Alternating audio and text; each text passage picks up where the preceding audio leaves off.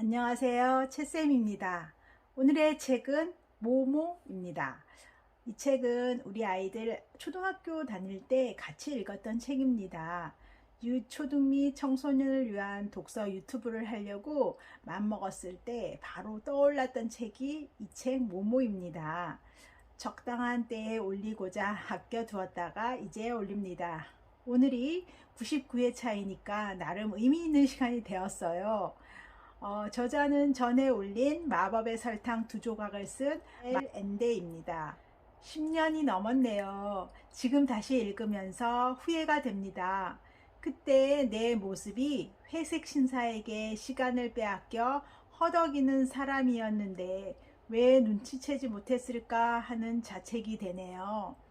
아마 지금은 나를 돌아보며 살필 만큼 시간을 찾았나 봐요. 어느 날 사람들이 찾지 않는 옛 원형 극장터에 모모라는 소녀가 살게 되었어요. 마을 사람들이 모모를 도와주고 싶어서 어디서 왔는지, 나이는 몇 살인지 등등을 물었지만 알 수 없는 말만 하였어요.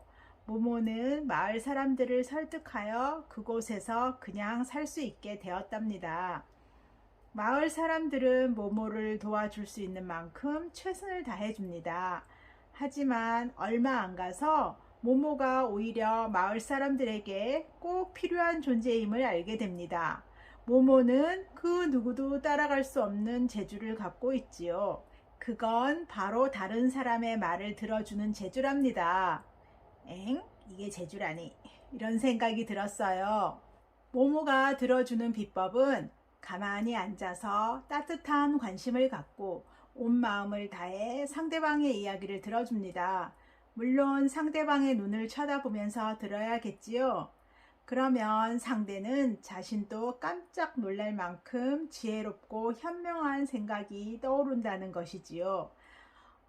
나는 왜 그동안 사랑하는 자녀들의 말을 귀 기울여 듣지 않았을까? 라는 반성이 물밀듯 밀려왔어요. 며칠 전에도 아들이 엄만 자신의 말을 귀 기울여 듣지 않는다고 불평을 들었거든요. 모모는 마을 사람들과 모두 친구이지만 특별히 더 친한 친구 둘이 있었어요. 한 명은 나이 든 도로 청소부 베포와 또 다른 친구는 젊고 잘생겼으며 말솜씨가 뛰어난 기기랍니다. 기기는 관광 안내원이라 자신이 지어낸 이야기로 먹고 살았어요. 반면 베포는 함부로 말을 하지 않고 대답이 필요한 것은 깊이 곰곰이 생각해서 신중하게 말합니다. 두 친구가 아주 극단적이지만 모모는 두 친구 모두 좋아합니다. 두 사람도 인생관과 세계관이 전혀 딴판이지만 둘도 친한 친구 사이였지요. 그런데 이들의 우정과 마을 안이 도시 전체에 어둡고 차가운 그늘이 점점 퍼지고 있었어요. 바로 회색 신사들입니다. 그들은 사람들의 눈에 띄지 않는 아주 교묘한 방식으로 점점 수가 불어나고 있었지요. 다음은 퀴즈 하나를 낼게요. 세상에서 가장 중요하지만 너무나 일상적인 비밀입니다. 모든 사람이 그것을 알고 있지만 그것에 대해 깊이 생각하는 사람은 거의 없지요. 사람들은 대개 이 비밀을 당연하게 받아들이고 조금도 이상하게 생각하지 않습니다. 이 비밀은 무엇일까요? 바로 시간입니다. 회색 신사들은 사람들로부터 시간을 빼앗아 살아가는 그런 충입니다. 어떻게? 사람들에게 시간을 아끼게 하는 거지요. 예를 들면 일을 더 빨리 하고 불필요한 부분은 모두 생략하는 거랍니다. 자신의 일을 기쁜 마음을 갖거나 애정을 갖고 하는 것은 중요하지 않아요. 가능한 한 짧은 시간 안에 가능한 한 많은 일을 하는 것, 그것만이 중요하답니다. 심지어 대도시의 집들도 모두 같은 모양인 고층 아파트로 지어야 시간과 돈이 절약되니까요. 하지만 시간을 아끼는 사이에 실제로는 전혀 다른 것을 아끼고 있다는 사실을 아무도 눈치채지 못했지요. 아무도 자신의 삶이 점점 빈곤해지고 회획이라 되고 차가워지고 있다는 것을 알아차리지 못했어요. 꼭 지금 현 시대의 우리 모습 같지 않나요? 모모에게 접근한 회색 신사가 자신의 뜻대로 모모가 움직여주지 않자 이렇게 말합니다. 인생에서 중요한 건 딱 한 가지야. 뭔가를 이루고 뭔가 중요한 인물이 되고 뭔가를 손에 쥐고는 거지. 남보다 더 많은 걸 이룬 사람, 더 중요한 인물이 된 사람, 더 많은 걸 가진 사람한테 다른 것은 저절로 주어지는 거야. 이를테면 우정, 사랑, 명예 따위가 다 그렇지. 이 책을 처음 읽을 20, 30대에는 회색 신사가 말한 것이 모두 맞다고 생각되었어요. 하지만 지금 반백년을 살고 나서 깨달아지는 것은 저것이 삶의 목적이 아니라는 것을 확실히 알 수 있지요.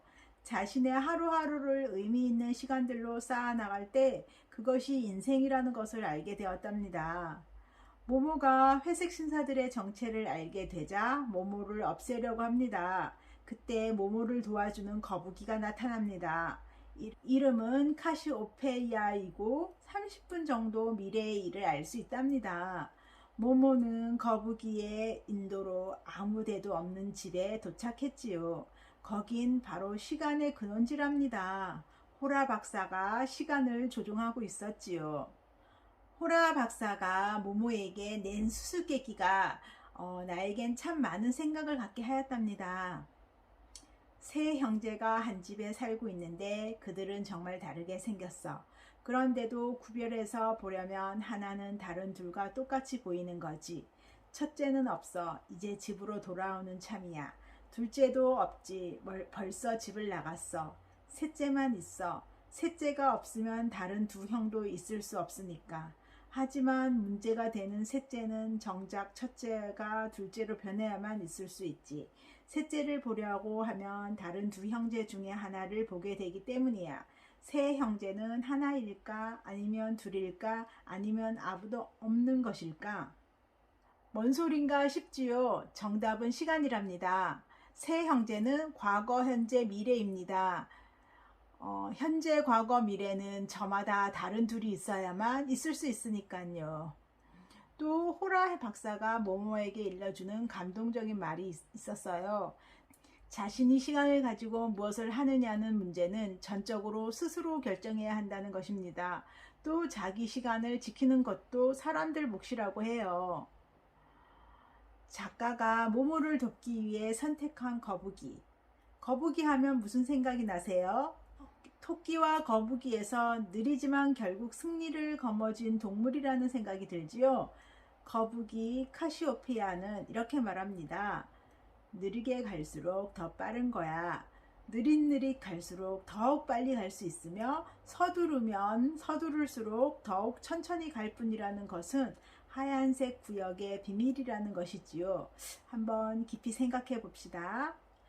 회색 신사들은 항상 시가를 피우는데 그 연기가 사람들이 죽어가는 시간들이라는 것이래요.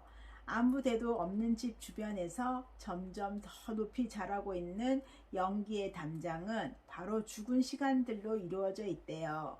나중에는 호라 박사가 시간을 사람들에게 보내도 모두 회색 신사들의 유령 같은 시간과 섞여서 병들게 된답니다.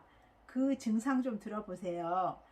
처음에는 거의 눈치를 채지 못하나 어느 날 갑자기 아무것도 하고 싶은 의욕이 없어진답니다. 어떤 것에도 흥미를 느낄 수 없이 한마디로 몹시 지루하게 느껴진다는 것이지요. 혹시 회색 신사들의 시가 연기에 병들어 있는 분들 있나요? 요즘 현대인의 심각한 병으로 떠오르는 우울증이 회색 신사들의 시가에 병들은 시간이 아닐까란 생각이 드네요. 동화책을 읽고 이렇게 많은 생각을 하게 되는군요. 오늘도 들어주셔서 감사합니다.